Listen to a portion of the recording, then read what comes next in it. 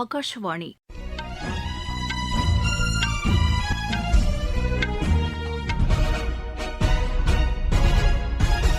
செய்திகள் வாசிப்பவர் வடிவழகி கபிலன். தலைப்புச் செய்திகள்: கர்நாடக மாநிலம் பெங்களூருவில் 3 வந்தே பாரத் ரயில் சேவைகளை பிரதமர் திரு நரேந்திர மோடி இன்று தொடங்கி வைக்கிறார். காஷ்மீர் பள்ளத்தாக்கு பகுதிக்கு சரக்கு ரயில் சேவை சென்றடைந்துள்ளதால் அப்பகுதி மக்களின் வாழ்க்கைத் தரம் உயரும் என்று ரயில்வே அமைச்சர் திரு அஸ்வினி வைஷ்ணவ் தெரிவித்துள்ளார். ஹிமாச்சல் பிரதேசத்தில் பெய்து வரும் கனமழையால் அம்மாநில மக்களின் இயல்பு வாழ்க்கை பாதிக்கப்பட்டுள்ளது. அமெரிக்க அதிபர் திரு டொனால்டு டிரம்பும் ரஷ்ய அதிபர் திரு விளாடிமிர் புட்டினும் வரும் 15ஆம் தேதி சந்தித்து பேச உள்ளது உலக பிரச்சினைகளுக்கு தீர்வு காண உதவும் என்று இந்தியா கூறியுள்ளது. 20 வயதுக்குட்பட்டோருக்கான ஆசிய ரக்பி போட்டியின் மகளிர் பிரிவில் இந்தியா அரையிறுதிக்கு முன்னேறியுள்ளது. இனி விரிவான செய்திகள். கர்நாடக மாநிலம் பெங்களூருவில் 3 வந்தே பாரத் ரயில் சேவைகளை பிரதமர் திரு நரேந்திர மோடி இன்று தொடங்கி வைக்கிறார். KSR ரயில் நிலையத்தில் நடைபெறவுள்ள நிகழ்ச்சியில் பெங்களூரு பெலகாவி, அம்ரிட்சர் கத்ரா மற்றும் நாக்பூர் புனே இடையே இயக்கப்படவுள்ள ரயில் சேவைகளை கொடியசைத்து அவர் தொடங்கி வைக்கிறார். பெங்களூருவில் புதிதாக அமைக்கப்பட்டுள்ள மெட்ரோ ரயில் பாதையில் சேவைகளை தொடங்கி வைக்கும் பிரதமர் RV சாலையிலிருந்து ராகிகுட்டா வரை மெட்ரோ ரயிலில் பொதுமக்களுடன் பயணிக்க உள்ளார். 15,610 கோடி ரூபாய் மதிப்பீட்டில் மேற்கொள்ளப்படவுள்ள பெங்களூரு மெட்ரோ ரயில் சேவையின் 3வது கட்ட பணிகளுக்கு அவர் அடிக்கல் நாட்டவுள்ளார்.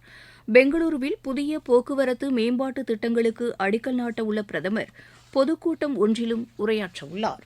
காஷ்மீர் பள்ளத்தாக்கு பகுதி நாட்டின் ஏனைய சரக்கு ரயில் கட்டமைப்புடன் இணைக்கப்பட்டுள்ளது அப்பகுதி மக்களின் வாழ்க்கைத் தரத்தை உயர்த்த உதவும் என்று ரயில்வே அமைச்சர் திரு அஸ்வினி வைஷ்ணவ் தெரிவித்துள்ளார். பஞ்சாபிலிருந்து புறப்பட்ட சரக்கு ரயில் காஷ்மீர் பள்ளத்தாக்கின் அனந்த்நாக்கில் உள்ள சரக்கு போக்குவரத்து முனையத்தை அடைந்த காணொலியை தமது சமூக வலைதள பக்கத்தில் பகிர்ந்துள்ள அமைச்சர் இவ்வாறு குறிப்பிட்டுள்ளார். ரயில் போக்குவரத்து இல்லாதபோது சரக்கு போக்குவரத்திற்காக காஷ்மீர் மக்கள் மேற்கொண்ட செலவு இனி குறையும் என்று அவர் கூறியுள்ளார். ஜம்மு காஷ்மீரில் உத்தம்பூர், ஸ்ரீநகர், பாரமுல்லா பகுதிகள் ரயில் பாதை மூலம் இணைக்கப்பட்டதை அடுத்து காஷ்மீர் பள்ளத்தாக்கு பகுதிக்கு நாட்டின் பிற பகுதிகளிலிருந்து நேரடி சரக்கு ரயில் போக்குவரத்து தொடங்கியுள்ளது. உத்தரப்பிரதேச மாநிலம் மதுராவில் உள்ள பாங்கி பிஹாரி மகாராஜ் கோவிலின் அன்றாட நடவடிக்கைகளை மேற்பார்வையிடவும் நிர்வகிக்கவும் அலகாபாத் உயர்நீதிமன்றத்தின் முன்னாள் நீதிபதி அசோக்குமார் தலைமையில் உயர்மட்ட குழு ஒன்றை நியமித்து உச்சநீதிமன்றம் உத்தரவிட்டுள்ளது. இந்த கோவிலின் அறக்கட்டளை அவசர சட்டத்தின் கீழ் அமைக்கப்பட்ட குழுவின் செயல்பாட்டை தற்காலிகமாக நிறுத்தி வைத்து உச்சநீதிமன்றம் உத்தரவிட்டுள்ளது. சிங்கங்கள் தினம் இன்று உலகம் முழுவதும் கொண்டாடப்படுகிறது. இதனை முன்னிட்டு பல்வேறு விழிப்புணர்வு நிகழ்ச்சிகளுக்கு ஏற்பாடு செய்யப்பட்டுள்ளது. ஆசிய சிங்கங்களின் அழிவை தடுத்து அவற்றை பாதுகாப்பதற்கு முன்னுரிமை அளிக்கும் வகையில் மத்திய அரசு பல்வேறு நடவடிக்கைகளை எடுத்துள்ளது. இதன் ஒரு பகுதியாக குஜராத் மாநிலம் போர்பந்தர் அருகே உள்ள பார்டா வனவிலங்கு சரணாலயத்தில் ஏராளமான சிங்கங்கள் பாதுகாக்கப்பட்டு வருகின்றன. இந்த ஆண்டு அம்மாநிலத்தில் மேற்கொள்ளப்பட்ட கணக்கெடுப்பின் போது 891 சிங்கங்கள் இருப்பது கண்டறியப்பட்டுள்ளது. இல்லந்தோறும் மூவர்ண கொடி ஏற்றும் இயக்கத்திற்கு சிக்கிம் மாநில அரசு விரிவான ஏற்பாடுகளை செய்துள்ளது. அம்மாநில கலாச்சாரத்துறையின் சார்பில் மாநிலத்தின் பல்வேறு பகுதிகளில் மூவர்ண கொடி ஏற்றப்பட உள்ளது. மக்கள் தங்கள் இல்லங்களில் மூவர்ண கொடியை ஏற்றுவதற்காக 1,00,000 தேசிய கொடிகள் விநியோகிக்கப்பட்டுள்ளதாக அம்மாநில அரசின் உயர் அதிகாரி ஒருவர் தெரிவித்துள்ளார். ஹரியானா மாநிலம் குருகிராமில் நில ஒப்பந்தம் தொடர்பாக மக்களவை உறுப்பினர் திருமதி பிரியங்கா காந்தியின் கணவரும் தொழிலதிபருமான திரு ராபர்ட் வதேரா 58 கோடி ரூபாய் லஞ்சம் பெற்றுள்ளதாக அமலாக்க இயக்குநரகம் தெரிவித்துள்ளது. இது தொடர்பான வழக்கு விசாரணை நடைபெற்று வரும் சிறப்பு நீதிமன்றத்தில் அந்த இயக்குநரகம் தாக்கல் செய்துள்ள குற்றப்பத்திரிகையில் இவ்வாறு கூறப்பட்டுள்ளது. 2 நிறுவனங்கள் தொடர்பான ஒப்பந்தத்தில் இந்த மோசடி நடைபெற்றுள்ளதாக அதில் தெரிவிக்கப்பட்டுள்ளது. ஏற்கனவே இந்த புகார் தொடர்பாக தில்லியில் உள்ள சிறப்பு நீதிமன்றம் திரு ராபர்ட் வதேராவிற்கு நோட்டீஸ் அனுப்பியுள்ளது குறிப்பிடத்தக்கது. நீங்கள் கேட்டுக்கொண்டிருப்பது ஆகாஷவாணியின் செய்தி அறிக்கை. நேயர்களே, சுதந்திர தினத்தையொட்டி இல்லந்தோறும் தேசிய கொடியேற்றும் இயக்கம் தற்போது நடைபெற்று வருகிறது. வரும் 15ஆம் தேதி வரை நடைபெறவுள்ள இந்த இயக்கத்தில் அனைவரும் பங்கேற்று தேசிய கொடியை ஏற்றி எடுத்துக்கொண்ட செல்ஃபி புகைப்படத்தை harghar-tiranga.com என்ற இணையதளத்தில் பதிவேற்றம் செய்வோம். தேசிய கொடியை ஏற்றுவோம், தேசத்தின் பெருமையை போற்றுவோம்.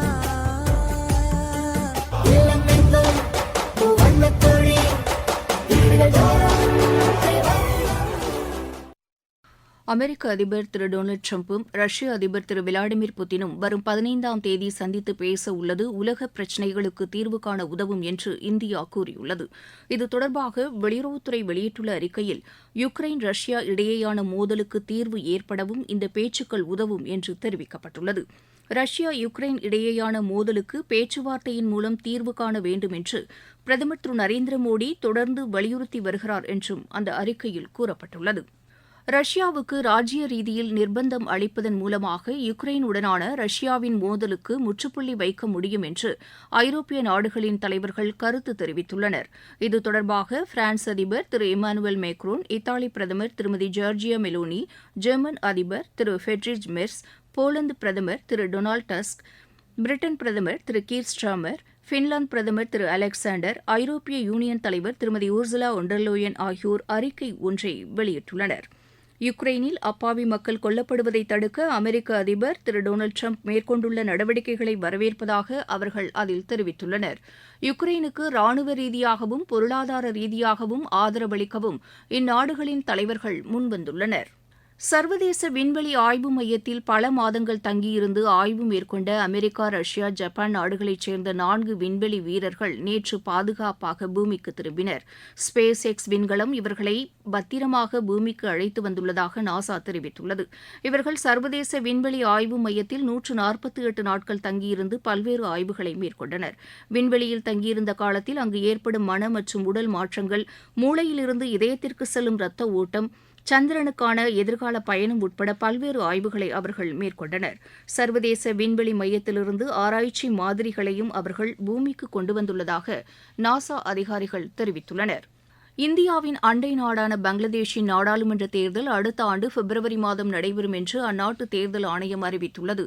டாக்காவில் நேற்று செய்தியாளர்களிடம் பேசிய பங்களாதேஷ் தலைமை தேர்தல் ஆணையர் திரு நசீர் உதீன், வரும் டிசம்பர் மாதம் தேர்தல் அட்டவணை வெளியிடப்படும் என்று கூறினார். ஹிமாச்சல் பிரதேசத்தில் பெய்து வரும் கனமழையால் அம்மாநில மக்களின் இயல்பு வாழ்க்கை பாதிக்கப்பட்டுள்ளது. வரும் 15ஆம் தேதி வரை அம்மாநிலத்தின் பல்வேறு பகுதிகளில் கனமழை பெய்யக்கூடும் என்று வானிலை ஆய்வு மையம் எச்சரித்துள்ளது. சில பகுதிகளில் கன முதல் மிக கனமழை பெய்யும் என்பதால் ஆரஞ்ச் எச்சரிக்கை விடுக்கப்பட்டுள்ளது. அடுத்த 24 மணி நேரத்தில் மாநிலத்தின் பெரும்பாலான பகுதிகளில் கனமழை பெய்யக்கூடும் என்றும் அறிவிக்கப்பட்டுள்ளது. இந்நிலையில் வளிமண்டல மேலடுக்கு சுழற்சி காரணமாக தமிழகத்தின் ஓரிரு இடங்களிலும், புதுச்சேரி மற்றும் காரைக்கால் பகுதிகளிலும் இன்று இடி மின்னலுடன் கூடிய லேசானது முதல் மிதமான மழை பெய்யக்கூடும் என்று வானிலை ஆய்வு மையம் கூறியுள்ளது. இந்நிலையில் ஹைதராபாத்தில் நேற்று மாலை பெய்த கனமழையால் நகரின் தாழ்வான பகுதிகளில் வெள்ளம் தேங்கியது. வனஸ்தைலாபுரம், ஹயத் நகர் ஆகிய இடங்களில் 2 மணி நேரத்தில் 100 மில்லிமீட்டர் மழை பதிவாகியுள்ளது. நம்பள்ளி என்னுமிடத்தில் அதிகபட்சமாக 112 மில்லிமீட்டர் மழை பெய்துள்ளது. ஹைதராபாத் நகரில் இம்மாதம் 3வது முறையாக 100 மில்லிமீட்டருக்கும் அதிகமாக மழை பெய்துள்ளதாக வானிலை ஆய்வு மையம் தெரிவித்துள்ளது.